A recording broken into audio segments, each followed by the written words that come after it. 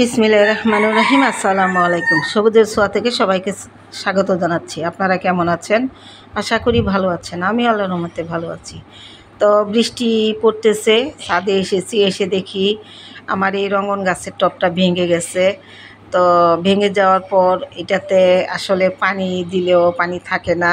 তো অনেক দিন যাবৎ ভাবতেছিলাম যে একটু গাছটাকে একটু রিপোর্টও করতে হবে। তো আমার এই যে কয়েকটা গার্ডেনিং ব্যাগ, এগুলো আমি তৈরি করেছিলাম।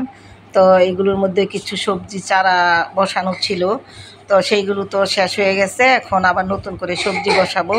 তো ব্যাগটা ফেলে দিই নাই, ভাবলাম যে এই রঙন গাছটা এই গার্ডেনিং ব্যাগে বসাবো। তো এই যে দেখুন একেবারে ভেঙে গেছে।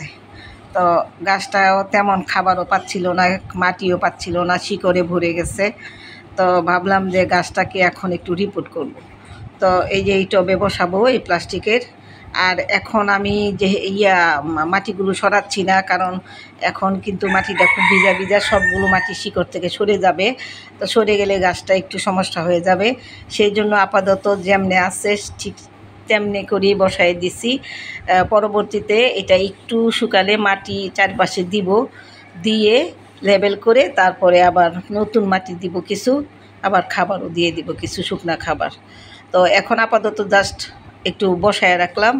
আর এর ভিতরে কিন্তু বৃষ্টি পড়তেছে, আমি ভিজে ভিজেই কাজ করতেছি, কিন্তু করা যাবে না। সকালবেলা আবার আমার স্কুলে পরীক্ষা আছে, চলে যাব। তো সেই জন্য তাড়াহুড়া করে কোনো রকমে গাছটা বসাচ্ছি। তো আসলে এই এত তাড়াহুড়া করে গাছ বসানো ঠিক হয়নি। তো আমি যেহেতু এটা করে ফেলেছি, এখন এইটুকু শেষ না করে তো যাওয়া যাচ্ছে না।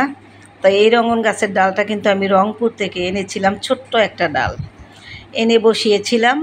মাশাআল্লাহ দেখুন গাছটা কত জোপালো হয়েছে। আর এটাকে আমি মানে সবসময় কাটাই ছাটাই করে দিতাম, পিঞ্চিং করে দিতাম। এইভাবে দেওয়াতে কিন্তু আমার গাছটায় অনেক ঝোপালো হয়েছে। আর এখন আমি এই গাছটার মাটিটা সরাচ্ছি না, যে সরালেই কিন্তু গাছের গোড়াটা একেবারে নরম মাটিতে ভিজে ভিজে আছে। তো গাছটা মরেও যেতে পারে, সেই ভয়ে আমি এইগুলো সরাচ্ছি না। পরবর্তীতে আমি যখন একটু সময় পাবো তখন এই গাছটাকে সুন্দর করে সাইজ করে বসাবো। এখন আপাতত চারপাশে অল্প অল্প একটু মাটি দিয়ে দিচ্ছি। তো খুব বেশি মাটি দিব না, অল্প একটু দিব। মানে গাছে যে পরিমাণ মাটি আছে এটাতেই মোটামুটি চলবে। তবে এখন মাটিটা আমি সরাচ্ছি না, একটু রোদ উঠলেই মাটিটা আমি সরিয়ে আবার নতুন মাটি বসিয়ে দিব। তো সেই জন্য আমি গাছের কোনো কিছুই নড়াচ্ছি না, ধরতেছি না, কাটতেছি না। সাইডের থেকে একটু মাটি সরিয়ে সরিয়ে ব্যাগটার মধ্যে একটু ভরে ভরে দিব। আর যেহেতু এখন বৃষ্টি পড়তেছে, এখন কিন্তু খাবারও দিব না তেমন। জাস্ট টপটা ভেঙে গেছে বিধায় আমি এটা একটু ট্রান্সফার করে এই যে গার্ডেনিং ব্যাগে বসালাম। প্লাস্টিকের পট বলেন, টব বলেন, কিছুদিন পরে এটা রোদে তাপে ভেঙে যায়, এমন একটা অবস্থা হয়। আর এই যে গার্ডেনিং ব্যাগগুলো, এগুলো অনেক দিন টেকসই, কিচ্ছু হয় না।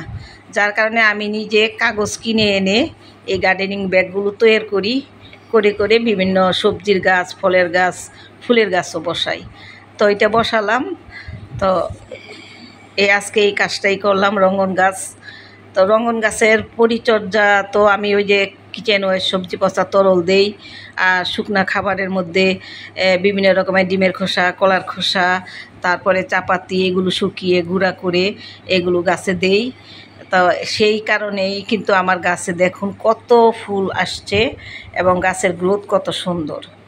তো মাঝে মাঝে গাছ রিপোর্ট করতে হয়, বছরে একবার দুইবার, মানে 1 বছর বা 2 বছর পর পর রিপোর্ট করলে গাছ ভালো থাকে। আজকে এই পর্যন্তই, ভালো থাকবেন, সুস্থ থাকবেন, আল্লাহ হাফিজ।